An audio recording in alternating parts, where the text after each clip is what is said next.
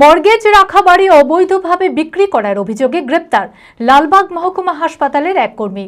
অভিযোগ, লালবাগ মহকুমা হাসপাতালের জিডিএ কর্মী বিশ্বজিৎ সরকার নিজের মর্গেজ রাখা বাড়িটি প্রতারণা করে তার বন্ধু দীপঙ্কর বাবুকে 2023 সালে 25 লক্ষ টাকার বিনিময়ে বিক্রি করে দেন। পরে দীপঙ্কর বাবু বিষয়টি জানতে পেরে টাকা ফেরত চাইলেও ফেরত না দেওয়ায় মুর্শিদাবাদ থানায় লিখিত অভিযোগ দায়ের করা হলে পুলিশ বিশ্বজিৎ সরকারকে গ্রেপ্তার করে।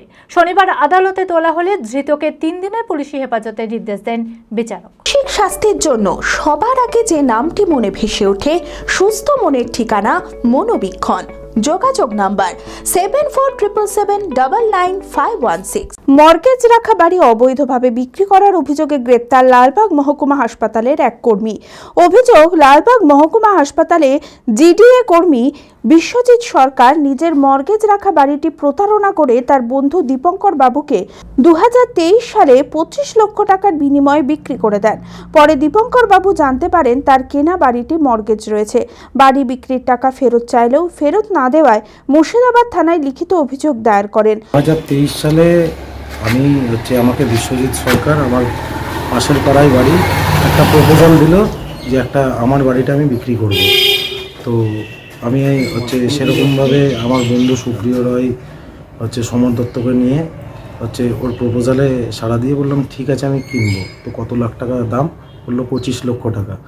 তো আমি সেই রকম ওর কাছ থেকে বললাম যে তাহলে পেপারপত্রগুলো দেওয়া হোক। তো আমাকে অরিজিনাল দলিলটা দিল না, বললো মা বৃন্দাবন গেছে, আমি আসলে দেবো, বাকি ডকুমেন্টসগুলো নাও।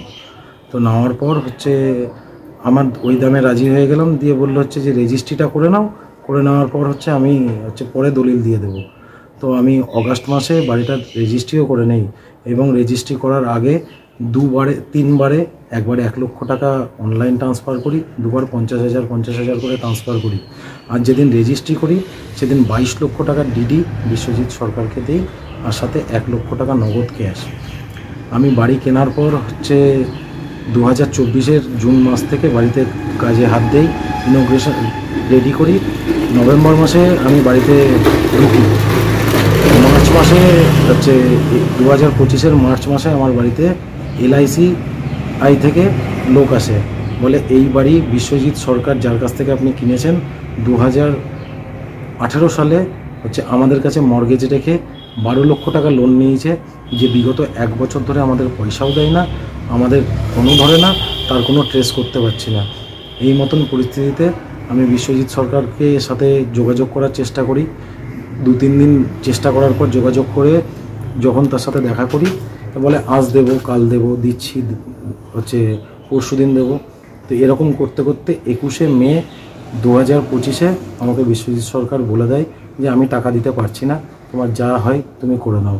এবং এই জিনিসে তার সাথে সাথ দেয় প্রত্যেকটা জিনিসে তার ওয়াইফ। তারপর আমি অগত্যা কোনো রকম উপায় না দেখে আমি তারপর প্রশাসনের দ্বারস্থ হই, আমি FIR করি। পুলিশ বিশ্বজিৎ সরকারকে গ্রেপ্তার করে। শনিবার আদালতে তোলা হলে ধৃতকে 3 দিনের পুলিশ হেফাজতের নির্দেশ দেন বিচারক। বাস্তবে কি বিশ্বজিৎ বাবু ওকে চিট করেছে, চিট করে ওর কাছ থেকে 25 লক্ষ টাকা নিয়ে বাড়িটা বিক্রি করেছে।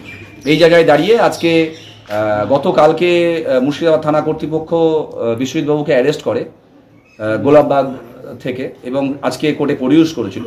কোর্টে আফটার হিয়ারিং যেহেতু মুর্শিদাবাদ থানা কর্তৃপক্ষ 5 দিনের পিসি চেয়েছিলেন, সেটা 3 দিনের পিসি অ্যালাউ করলেন এবং আগামী 10 তারিখে পিসি থেকে পুনরায় প্রোডাকশনের জন্য দিন ধার্য করেছে। গত 2 বছরের সাফল্যের পর 3য় বছরে পথ চলা জেড একাডেমির 2025-26 শিক্ষাবর্ষে ভর্তি চলিতেছে। আমাদের সুবিধা ডিজিটাল ক্লাসরুম, 24 আওয়ার্স CCTV, ছেলে ও মেয়েদের পৃথক ক্লাসরুম ও হোস্টেল, নিয়মিত DPP, problem solving and doubt clearing class, কলকাতার অভিজ্ঞ শিক্ষক মণ্ডলী, স্বাস্থ্যসম্মত রুচিশীল খাবার, নিট বেসিস পড়াশোনা, কালচারাল অ্যাক্টিভিটি, গেস্ট টিচার দ্বারা মোটিভেশন ক্লাস, সবুজে ঘেরা পরিবেশে 24 ঘন্টা বিশুদ্ধ জল ও বিদ্যুৎ পরিষেবা। একাদশ শ্রেণীতে ভর্তির অ্যাডমিশন টেস্ট আগামী 9 মার্চ 2025। 2026-এর নিট ও JEE পরীক্ষায় সফল হতে আজই আসুন। আমাদের ঠিকানা জেড একাডেমি, সারগাছি রামকৃষ্ণ মিশনের সন্নিকটে, বহরমপুর, মুর্শিদাবাদ।